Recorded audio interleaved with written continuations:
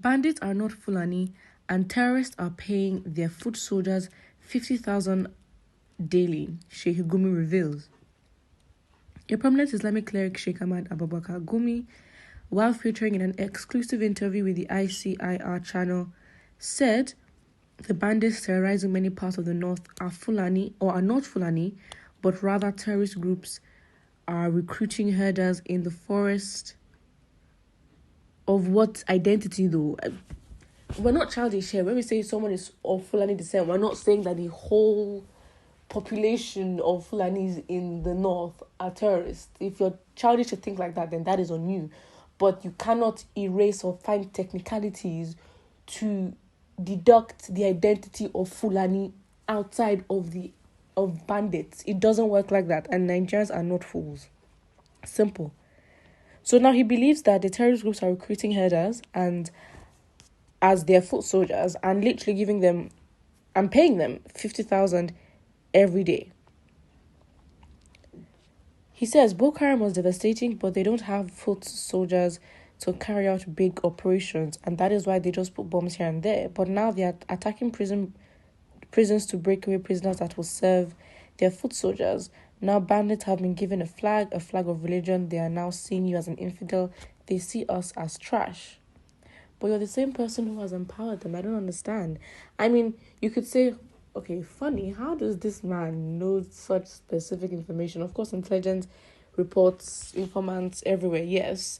But you'd also have to understand that there was a time where he was literally their best friend. I mean, there was a time where, he was whining and dining with bandits and offering them money as if it was some award, some cash reward for, terrorism.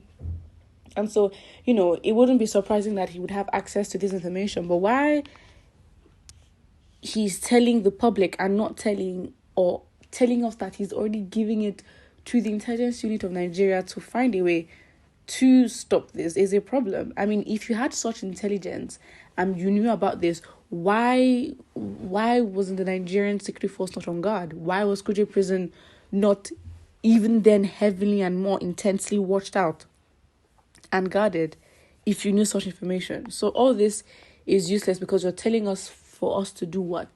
And I think that's the thing. A lot of the times it's like what the government does and those in power, what they do, or culprits, to be honest, that are literally involved in making life hell for Nigerians, what they do is they tell us to make us engage in conversation when half of the nonsense that is happening in the country, really, you should not be telling us. You're telling us for us to do what? Because again, its tactic is that you're telling us to fuel panic.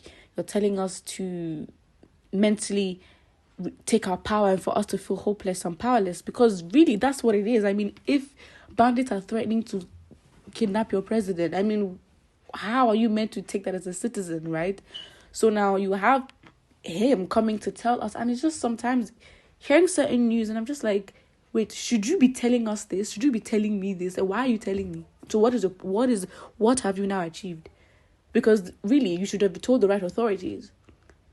And they just need to understand that there are just certain news you don't take to the public being your employers. I mean, if you're an employee and there's things that you have to be done, you wouldn't tell your manager certain things that you should have already done or taken the initiative to do, because your manager should not be micromanaging you on your job that you already say you have experience and you're skilled at and you can do. So why should we micromanage you? So you telling us this stuff, so should we not tell you, oh, you know what, this is what you should do? In fact, what? Because we just have to be intentional. And of course, the news and the media feeding and spewing all this every single time, especially as regards insecurity. So what should we do about it? So you're telling me that kids have been kidnapped. You're telling me that the train line has been attacked. So why are you telling me? Like, what do you want me to do? What should you have done about it? And I think that is the sort of attitude that Nigerians need to have, because really, Nigeria is getting to that place where everyone is fearful. So you just have to understand that, you know what, if you don't have anything relevant or updates, and in fact, positive updates on situations, don't tell me. Don't tell the citizens. And Nigerians need to put their foot down. We can control that on Twitter, but that's just what I personally think, because this is so irrelevant. So why would he come out and say, who asked him to say this? What does this do? What is his solution? If he came out and said, this is the intelligence that I found and I relayed it to the right authorities, the intelligence unit, those that have a capacity to, it's a different situation, but you have not said that. We don't know what you've done with the information. We don't know how you've gotten the information, first of all, which in a way should already make you a suspect anyway, but the business is already compromised. And to think that he's not even a government official, but I mean, the amount of say and the amount of power that he had when it came to this negotiations and negotiations, because he was the one handing out the cash, the cash bags to them. He really was. I mean, you think it was an award at that time. So, I don't know.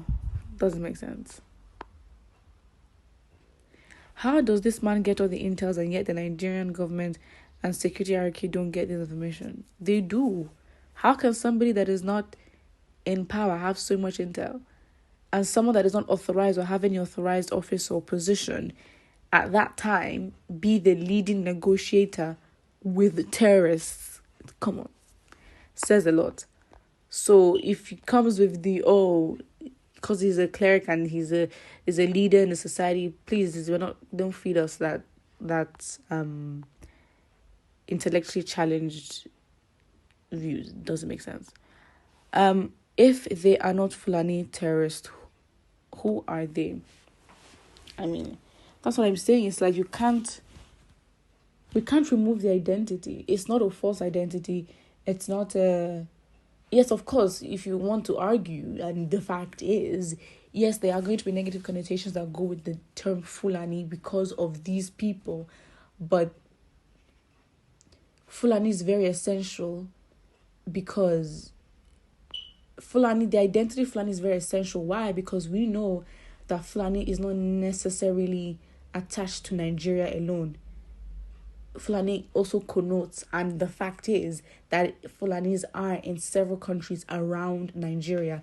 And of course, when you have rumors of the borders being open and rumors of invited Fulanis and invited terrorists to come into the country, it does fuel that. So the fact that it is Fulani, no one, it's not a specific country thing, so we can say, okay, fine. But that identity Fulani is very crucial, and you will not come here and use technicalities to detach Fulani from the core identity of these terrorists, because they are. Put what you think about this in the comment section below, and don't forget to like and subscribe.